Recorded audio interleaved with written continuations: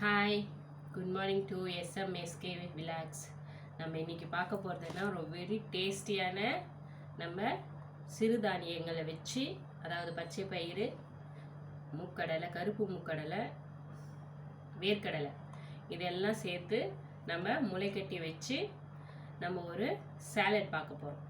ரொம்ப டேஸ்ட்டாக இருக்கும், ஹெல்த்தியாக இருக்கும். வாங்க வீடியோவில் பார்க்கலாம். இப்போ பார்த்தீங்கன்னா நம்ம முளைக்கட்டிய பயிர் வகைகள் செய்யறதுக்கு இந்த பயிரெல்லாம் நம்ம ஒரு நைட்டு ஊற வைக்கணும். ஃபஸ்ட்டு அதை பார்த்துடலாம். இப்போ பார்த்தீங்கன்னா இந்த டம்ளர்லேயே நான் அளந்து போடுறேன். இது ஒரு டம்ளர் கருப்பு மூக்கடலை சேர்த்துக்கிறேன். ஒரு டம்ளர் கருப்பு மூக்கடலை, வேர்க்கடலை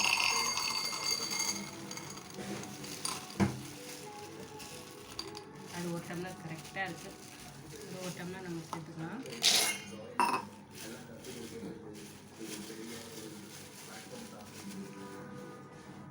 அப்புறம் பார்த்திங்கன்னா பச்சை பயிறு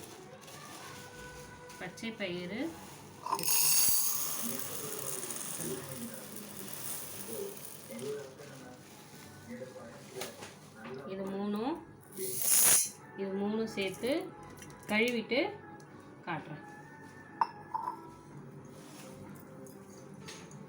இப்போ பார்த்தீங்கன்னா இந்த கருப்பு மூக்கல்ல பச்சை பயிரும் வேர்க்கல்லையும் மூணுத்தையும் கழுவிட்டு கொஞ்சம் தண்ணி நிறைய வச்சு இன்னைக்கு ஒரு நைட் ஃபுல்லாக இது முதல்ல ஊறணும். அடுத்த ப்ராசஸ் நெக்ஸ்ட்டு நான் காட்டுறேன்.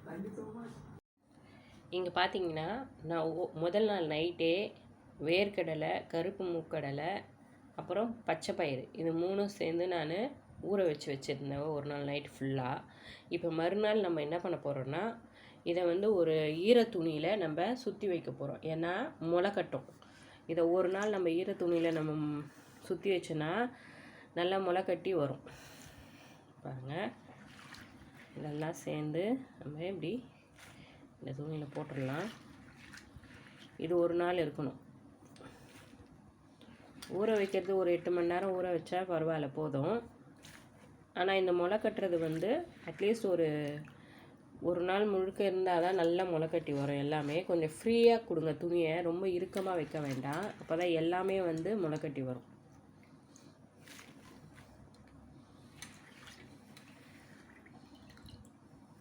ரொம்ப நல்லது இது.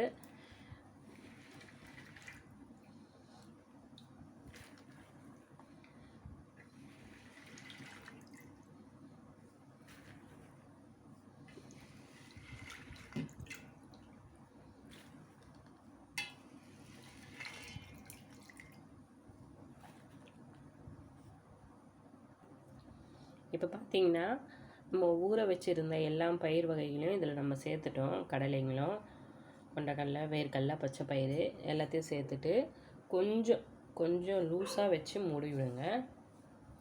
ரொம்ப இறுக்கமாக மூட வேண்டாம்.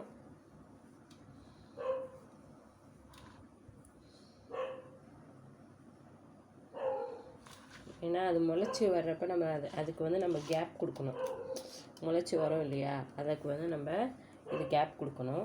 இப்போ இதை அப்படியே பிடிச்சி திருப்பி போட்டுக்கணும். இப்படி நம்ம திருப்பி போட்டுட்டு துணியை லூஸ் ஆகிட்டு இந்த துணியை லூஸ் பண்ணிவிடுங்க. அவ்வளோதான். இப்போ இதுக்கு மேலே எப்போவுமே இந்த 24 மணி நேரத்தில் ஈரப்பதம் இருக்கிற மாதிரியே நீங்கள் வச்சுக்கோங்க. அவ்வளோதான், ஈரப்பதம் இருந்துக்கிட்டே இருக்கும். அவ்வளோதான். இது ஒரு நாள் முழுக்க இருக்கட்டும். அடுத்தது இந்த கொண்டக்கடலை, வேர்க்கடலை இதெல்லாம் இந்த கடலைலாம் எப்படி செய்யலான்றதை பார்க்கலாம். இங்கே பாருங்கள், நான் முளைக்கட்டி வச்ச பயிறு எடுக்கிறேன். பாருங்கள், நல்லா வந்திருக்கும். பார்த்தீங்கனாலே தெரியும், நல்லா முளைக்கட்டி இருக்குது.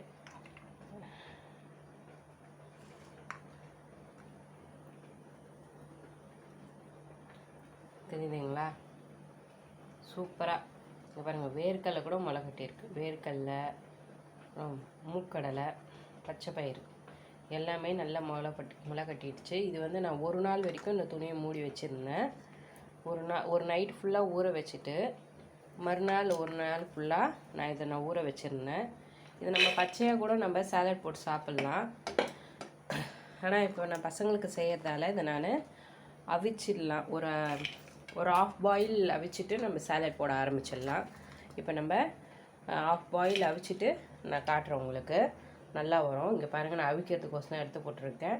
இதை நான் அவிச்சிட்டு காட்டுறேன். இங்கே பார்த்தீங்கன்னா நான் எல்லாமே குக்கருக்கு ட்ரான்ஸ்ஃபர் பண்ணிவிட்டு ஒரு 2 வாட்டி நல்லா கழுவி விட்டேன். கழுவி விட்டுட்டு இப்போ இது கூட இந்த பயிர் வகைகள் முழுகிற அளவுக்கு நம்மளுக்கு தண்ணி இருந்தால் போதும். ஜஸ்ட் ஒரு ஆஃப் பாயில் வேக வச்சாலே போதுமானது. இதில் கூட நம்ம கொஞ்சம் உப்பு சேர்த்துக்கலாம்.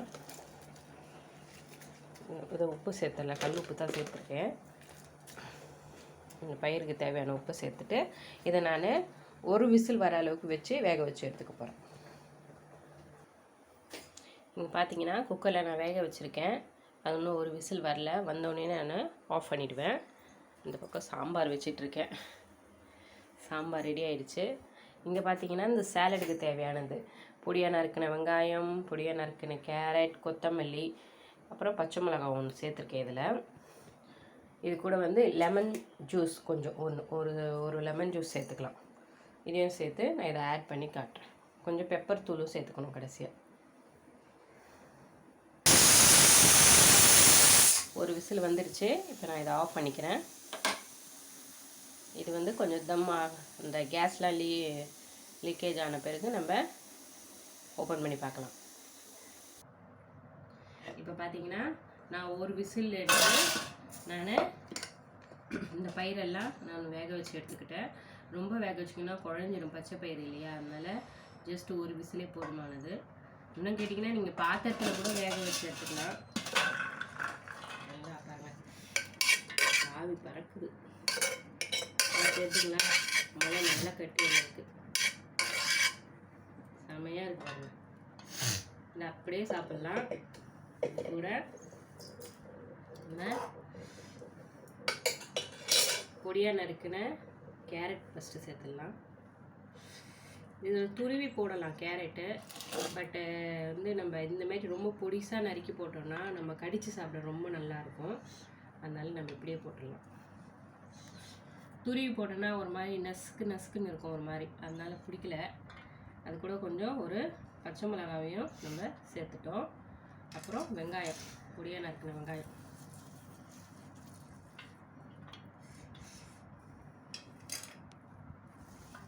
இதையும் நம்ம இதுக்குள்ளே சேர்த்துடுறோம்.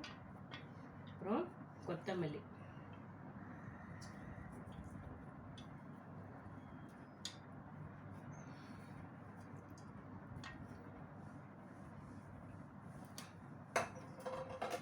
அப்புறமேட்டு பார்த்திங்கன்னா ஒரு லெமன் ஜூஸ் வச்சுருக்கேன், அதையும் நம்ம இதில் சேர்த்துடணும்.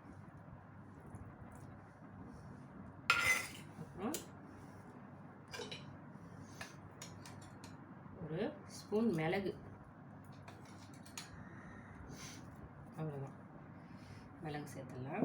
இது இவ்வளோதான். இதை நல்லா நம்ம மிக்ஸ் பண்ணி விட்டோம்னா நம்ம சாலட் ரெடி.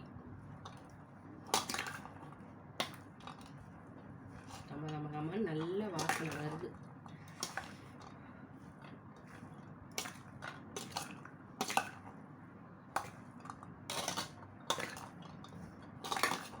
நமக்கு மாங்காய் இருந்தால் மாங்காய் சேர்த்துக்கிடலாம்.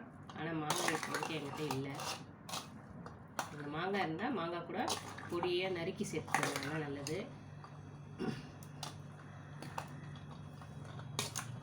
அவ்வளோதான், ரெடி ஆயிடுச்சு. நம்ம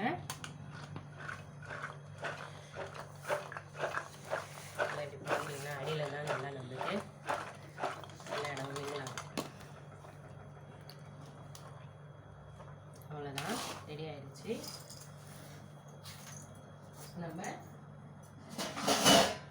இதை ஒரு பவுலில் நம்ம ட்ரான்ஸ்ஃபர் பண்ணிக்கலாம்.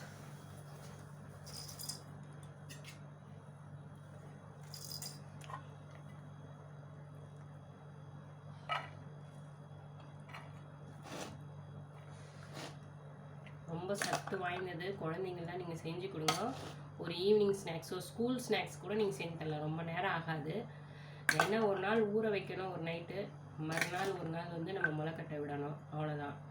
நம்ம நம்மளுக்கு சுவையான சாலட் நம்மளுக்கு ரெடி ஆயிடுச்சு. இதை நீங்கள் வீட்டில் செஞ்சு பாருங்கள். செஞ்சு சாப்பிட்டுட்டு நல்லா இருந்துச்சுன்னா கமெண்ட்டில் எப்படி இருந்துச்சுன்னு சொல்லுங்கள். உங்களுக்கு பிடிச்சிருந்தா லைக் பண்ணுங்கள், சப்ஸ்கிரைப் பண்ணுங்கள், ஷேர் பண்ணுங்கள். பாய்.